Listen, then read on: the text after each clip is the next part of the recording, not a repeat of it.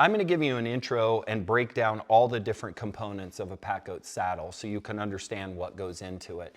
I would remind you that if you want to learn everything you need to learn, I have a full in-person course that I recorded. 2 days of lecturing on everything you need to know about running PackGoats. It's called the in-person course. You can find it on PackGoats.com.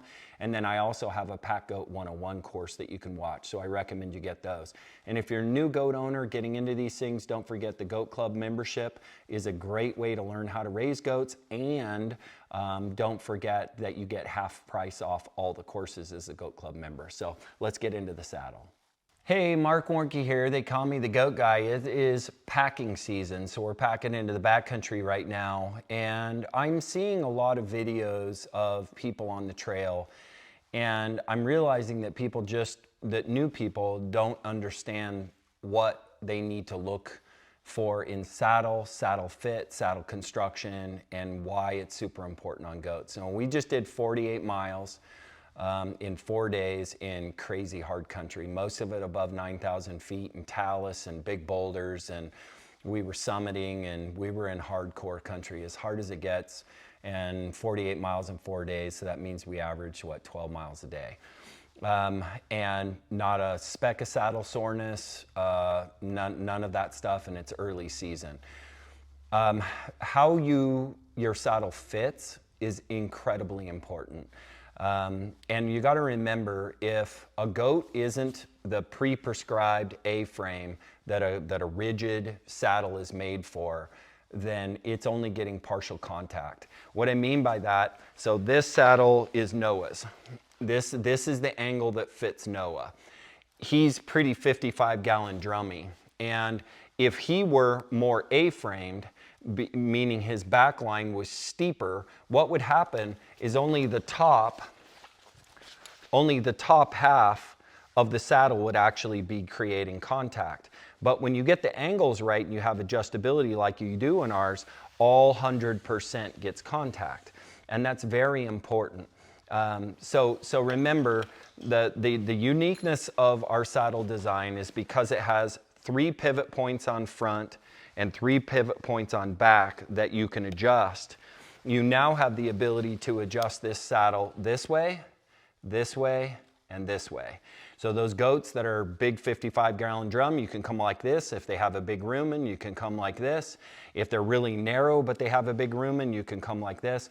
All those angles are possible, and this is the basis of any saddle. So the most important component of any saddle is the frame and how it fits. Once you have that, the second most important facet is the cinch. And the cinch is a critical component, and one that gets ignored a lot, and something that's super critical to have right. Now you can notice right now, if you look, that we worked really, really hard on an engineering level to actually have our cinch be at the front of our upright, or what we call the ears. The ears on this, it's in front. All other saddles on the market have the cinch place right here. The problem is that difference is about 4 inches. And what happens when you put a cinch on a goat that has a different configuration than a horse or a mule or a llama, and you put it like the horse or the mule or the llama people do, what happens is that cinch is too far down on their breast collar or on their sternum. So instead of being right tight behind the shoulder, you just want 1 4-finger width right behind the front shoulder of the goat. What it ends up being, so it should be up here, like on our chest, where a strap would go comfortably and be up here where it's supported.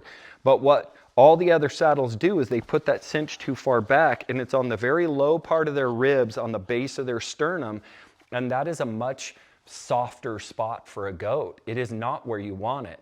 And so what I used to do when I had poorly fitting saddles would try to put the saddle in the right place.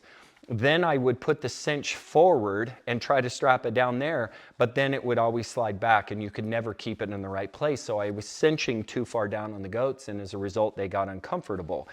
The other thing that having a good fitting saddle does is it doesn't rely on heavy cinch pressure. And when you don't have heavy cinch pressure, you have a comfortable goat because that saddle stays in place without cranking it down on their sternum. Now, if you actually notice our back cinch, our location, it's as far back as I could get it, because when you have a forward-facing cinch insertion point, what ends up happening when you put this saddle on a goat is it wants to stand up like that.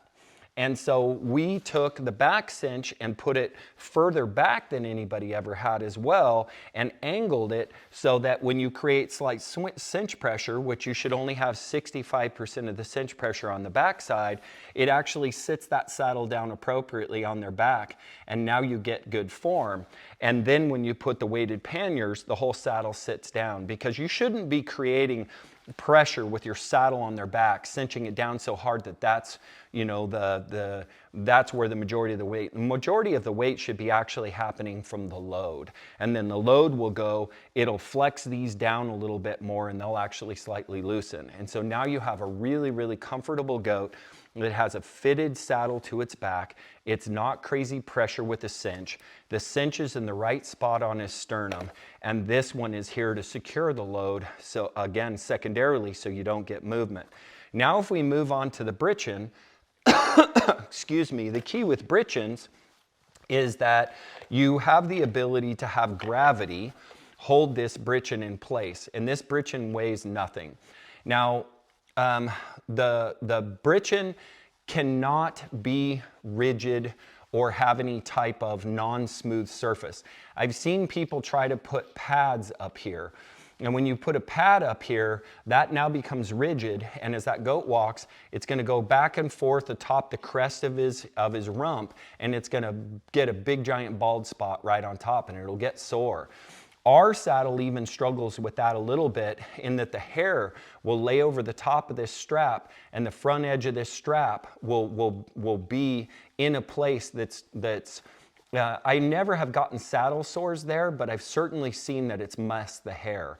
It's something that I look for. When you pull a saddle off that has poor fit, you'll see that the hair is all messy underneath it. If you pull it off and it looks like a hat head, that means it hasn't moved at all. And that's a very critical thing to look for in the function of your saddle. But back to the britchin, I don't like it when their hair looks messed. So what I'll do is I'll just do slight adjustments. So I'll ratchet this back, pull it back like an inch, and do the same over here. And I'll have this drop down his butt a little bit, and then I'll cinch this one up, and now I've put it on a new place.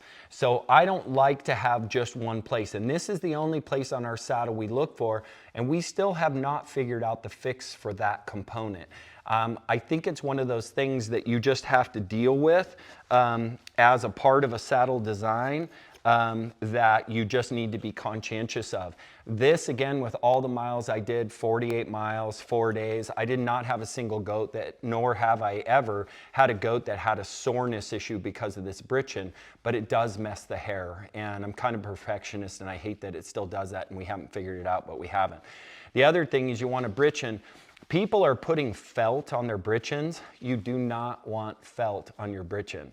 Felt on your britchin, what it ends up doing is becoming another rub spot. Now when the goat walks with these things, this britchin goes back and forth. So with each step, it rubs around their rump, and they'll literally get a bald patch all the way around the base of their rump if you do any real miles. This one, because it's smooth and it's slick like seatbelt material, it just glides over the top of the hair, and you don't have any of that issue. And this is what holds it in place. So this doesn't look like a lot, but I will tell you that there is a ton of innovation and thought and time and energy making this thing perfected other than this point. But again, I just don't know how to solve it. It actually works really well on some goats, but the problem is some goats' rump is steep, some of it's shallow and flat, some of them are bigger and round, and I just don't know how to adjust this little point to be able to do that. This is the one that still bugs me, but again, I don't have any repercussions from it, just messed up hair. Then if we go to the front, having a really good breast collar, which we call ours the yoke. And for those of you, by the way, that may be some of our older owners of our saddles, this is the only change in design we did this year. And what we went was to a much, much more rigid material around the breast collar, or the yoke if you prefer. This is like 4 times the strength. We've had problems in the past with these things getting poked with sticks and eventually this point tearing when goats were going under logs and hanging their saddle up and forcing their way through. So we have had a few of those torn. We have not had that issue at all with this new thicker bomb-proof material that we've gone with. And the yoke, by the way, the function of it is to put the weight on each side of the shoulders and to evenly distribute that, because when you just have a breast collar that goes around, what happens is it'll wear a spot in the hair on the front of their shoulders.